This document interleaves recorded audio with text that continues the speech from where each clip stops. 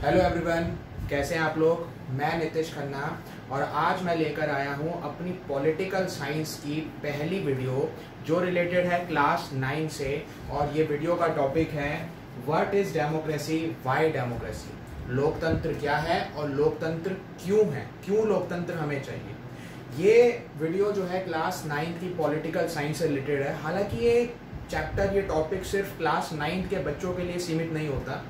ये हर उस व्यक्ति के लिए वीडियो जरूरी है जो लोकतंत्र के बारे में जानना चाहता है। और जरूरी भी क्यों नहीं है, क्योंकि हम एक ऐसे देश में रहते हैं जो दुनिया का सबसे बड़ा लोकतंत्र है। तो मुझे लगता है कि ये वीडियो सिर्फ क्लास 9 के बच्चों के लिए नहीं होना चाहिए, ये हर उस व्यक्ति के लिए होना चाहिए जो डेमोक्रेसी के बारे में, लोकतंत्र के बारे में जानना चाहता है। तो इस वीडियो के अंदर हम आपको बताएंगे कि डेमोक्रेसी क्या है, डेमोक्रेसी क्यों जरूरी है, डेमोक्रेसी के क्या मेरिट्स हैं, डेमोक्रेसी के क्या डीमेरिट्स हैं, डेमोक्रेसी के फीचर्स क्या हैं और क्यों माना जाता है कि डेमोक्रेसी सबसे बेस्ट फॉर्म ऑफ गवर्नमेंट है दुनिया भर के लिए। और दुनिया के हर एक देश डेमोक्रेसी को क्यों अपनाना चाहता है। दोस्तों, शुरू करते हैं इस वीडियो को और एक एक करके मैं आपको डेमोक्रेसी के बारे में बताना शुरू करता हूं। सबसे पहले हम स्टार्ट करते हैं फॉर्म ऑफ गवर्नमेंट की।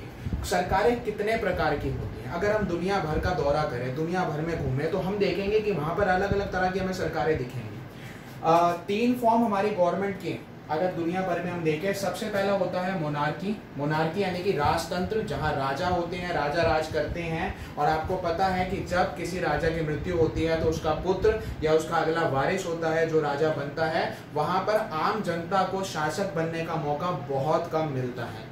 अगली फॉर्म जो है वो है डिक्टेटरशिप। डिक्टेटरशिप यानी कि तानाशाही। तानाशाह, जैसे कि आपने जर्मन के अंदर देखा था हिटलर को, वो एक डिक्टेटरशिप थी। डिक्टेटरशिप के अंदर तानाशाह अपनी ताकत के बल पर निर्णय लेता है, चाहे वो जनता के हित में है या नहीं है, उससे उसको कोई लेना देना नहीं होता। और जो तीसरी फॉर्म ऑफ गवर्नमेंट होती है वो होती है डेमोक्रेसी। डेमोक्रेसी यानी कि लोकतंत्र, जो हमारे देश के अंदर हम देख रहे हैं। आजादी के बाद से हमारे देश के अंदर डेमोक्रेसी है और भारत को दुनिया की सबसे बड़ी डेमोक्रेसी माना जाता है। तो ऐसी क्या खास बातें हैं डेमोक्रेसी के अंदर, मैं आपको एक एक करके बताना चाहूंगा। लेकिन सबसे पहले मैं आपको बताता हूं कि डेमोक्रेसी का मतलब क्या होता है, लोकतंत्र का मतलब क्या है। मैं लोकतंत्र का मतलब आपको बताना चाहूंगा। Democracy is a form of government in which the ruler are elected by the people. एक ऐसी प्रकार की सरकार, एक ऐसी सरकार का एक ऐसा रूप जहां पर शासक उस देश की जनता के द्वारा चुना जाता है। जैसा हमारे देश के अंदर होता है, हमारे देश में हर 5 साल के बाद आम चुनाव होते हैं और हम अपने देश के लिए सरकार चुनते हैं। हमारे देश में हर 5 साल के बाद राज्य सरकारों के लिए चुनाव होते हैं और हम हर राज्य के लिए मुख्यमंत्री चुनते हैं। तो ये एक डेमोक्रेसी है, ये एक लोकतंत्र है। लोकतंत्र का मतलब सरकार का एक ऐसा रूप जहां पर शासक को वहां की जनता के द्वारा चुना जाता है। उसके लिए एक प्रक्रिया होती है, उसके लिए पूरी चुनाव की प्रक्रिया होती है, उसका पालन किया जाता है। और जिस उम्मीदवार को लोग ज्यादा पसंद करते हैं वो हमारा शासक बनता है। तो अब आगे बढ़ते हैं और अगले टॉपिक की बात करते हैं, फीचर्स ऑफ डेमोक्रेसी। डेमोक्रेसी के क्या क्या फीचर्स हैं, डेमोक्रेसी के अंदर ऐसी कौन कौन सी बातें हैं, ऐसी कौन कौन सी विशेषताएं हैं जो उसको दूसरी फॉर्म ऑफ गवर्नमेंट, जिसके बारे में मैंने अभी जिक्र किया, चाहे वो मोनार्की की बात करी हो मैंने, चाहे मैंने डिक्टेटरशिप की बात करी हो, मैं ये मानता हूं कि democracy is the best form of government. तो कुछ तो ऐसे उसके अंदर फीचर्स होंगे, कुछ तो उसकी ऐसी विशेषताएं होंगी जिसकी वजह से हम इसको एक बेस्ट फॉर्म ऑफ गवर्नमेंट मानते हैं। तो एक एक करके मैं वो पॉइंट डिस्कस करता हूं। सबसे पहले, major decision by elected leader. ये सबसे बड़ी और सबसे पहली विशेषता है डेमोक्रेसी की, लोकतंत्र की, कि लोकतंत्र के अंदर सभी फैसले चुने हुए शासक के द्वारा लिए जाते हैं।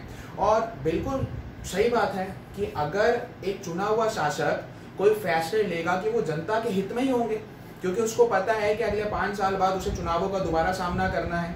तो अगर कोई शासक ऐसे फैसले लेगा जो लोगों के हित में नहीं है, जो गरीबों के हित में नहीं है, तो अगली बार क्या आप उसे वोट देंगे? नहीं देंगे। तो डेमोक्रेसी की सबसे बड़ी विशेषता यही है कि वहां पर जो बड़े बड़े डिसीजन होते हैं वो चुने हुए नेताओं के द्वारा लिए जाते हैं। हमारे बीच में से जो हमारे नुमाइंदे होते हैं, हमारे रिप्रेजेंटेटिव होते हैं। एक्चुअली मैं बताना चाहूंगा, भारत के अंदर रिप्रेजेंटेटिव डेमोक्रेसी है। रिप्रेजेंटेटिव डेमोक्रेसी का मतलब ये है कि हम अपने क्षेत्र से अपने नेता को भेजते हैं आगे और वो हमारे लिए बात करता है। अपने इलाकों में जो भी समस्याएं हैं वो सरकार के आगे लगता है और उसी के आधार पर फैसले लिए जाते हैं। तो पहली विशेषता जो डेमोक्रेसी की होती है, एक लोकतांत्रिक सरकार की होती है, वो ये है कि जो बड़े बड़े डिसीजन हैं वो इलेक्टेड लीडर द्वारा लिए जाते हैं।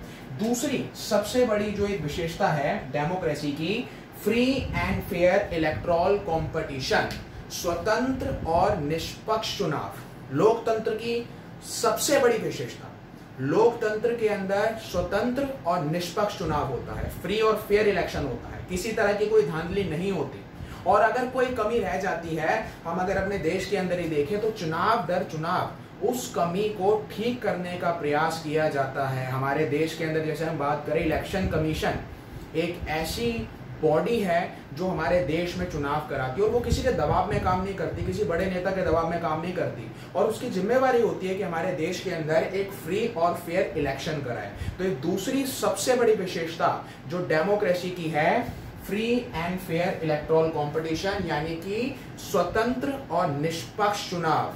ऐसा नहीं है कि जो सत्ताधारी हैं उस चुनाव के अंदर उनकी जीत निश्चित है, ऐसा नहीं हो सकता।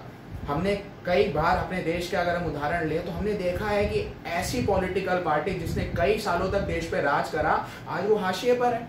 तो ये एक बहुत बड़ी विशेषता होती है कि हम उस नेता को चुनते हैं, एक स्वतंत्रता से हमारे पास एक पूरी स्वतंत्रता है कि हम उस नेता को चुन सकते हैं। हमारे देश के अंदर स्वतंत्र और निष्पक्ष चुनाव होता है। तीसरी सबसे बड़ी जो एक फीचर है, विशेषता है डेमोक्रेसी का, 1 पर्सन 1 वोट 1 वैल्यू। एक व्यक्ति एक वोट और समान उसका जो है वैल्यू है। बिल्कुल बात सही है। हमारे देश के अंदर समय समय पर चुनाव होते हैं। हमारे देश में अलग अलग स्तर की सरकार होती है जिसपे अलग अलग समय पे लोग वोट डालते हैं और हर व्यक्ति के वोट की अपनी एक वैल्यू होती है। ये इसमें कोई भेदभाव नहीं होता कि वो अमीर है, गरीब है, किस धर्म का है, किस जाति का है, पढ़ा लिखा है, अनपढ़ है, हर किसी के वोट की एक वैल्यू होती है। हमारे देश के अंदर 18 साल या उससे अधिक उम्र के व्यक्ति को वोट डालने का अधिकार है। इसको हम यूनिवर्सल अडल्ट फ्रेंचाइजी, सार्वभौमिक वयस्क मत अधिकार कहते हैं, और ये भी एक फीचर होता है डेमोक्रेसी का। चौथे फीचर और आखिरी फीचर की ओर बढ़ते हैं डेमोक्रेसी के। जो चौथी विशेषता हमारी डेमोक्रेसी की है, rule of law. Rule of law का मतलब है यहाँ पर कानून का राज चलता है। यहाँ कोई ऐसी कोई बात नहीं है कि हम अपनी मनमानी से कोई भी काम कर सकते हैं। डेमोक्रेसी का एक सबसे बड़ा फीचर है, हमने देखा है कि हमारी गवर्नमेंट का एक बहुत इंपॉर्टेंट ऑर्गन होता है जुडिशरी, और जुडिशरी के ऊपर कोई भी नेता या कोई बड़ा व्यक्ति दबाव नहीं बना सकता। इसलिए हमारे देश के अंदर रूल ऑफ लॉ है, कानून का पूरा एक तरीके से कह सकते हैं कि बंदोबस्त है। कोई भी व्यक्ति, चाहे वो एक आम नागरिक है या देश के बहुत ऊंचे पद पर बैठा एक व्यक्ति है, अगर वो कोई भी अपराध करता है तो दोनों के लिए सजा बराबर है।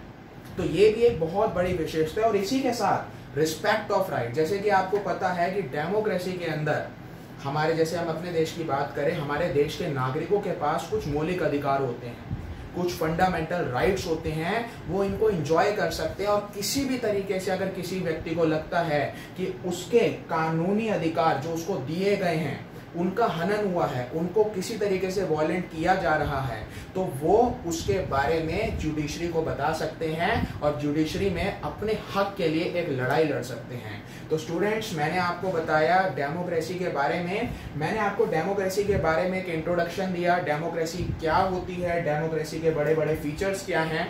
अगर हम देखें, जैसे कि मैंने वीडियो के स्टार्ट में बताया था, ये क्लास 9 का टॉपिक है, क्लास 9 पॉलिटिकल साइंस का टॉपिक है जो मैं डिस्कस कर रहा हूं। लेकिन अगर हम डेमोक्रेसी के बारे में जानना चाहते हैं तो क्लास 9 के बच्चे ही नहीं, इसको कोई भी देख सकता है और डेमोक्रेसी के बारे में जान सकता है। अगले वीडियो के अंदर मैं आपको डेमोक्रेसी के बारे में और कुछ बातें बताऊंगा। मैं आपको डेमोक्रेसी के मेरिट्स क्या क्या होते हैं, डेमोक्रेसी के डीमेरिट्स क्या क्या होते हैं, उसकी कमियां क्या क्या होती हैं, इस बारे में बताऊंगा।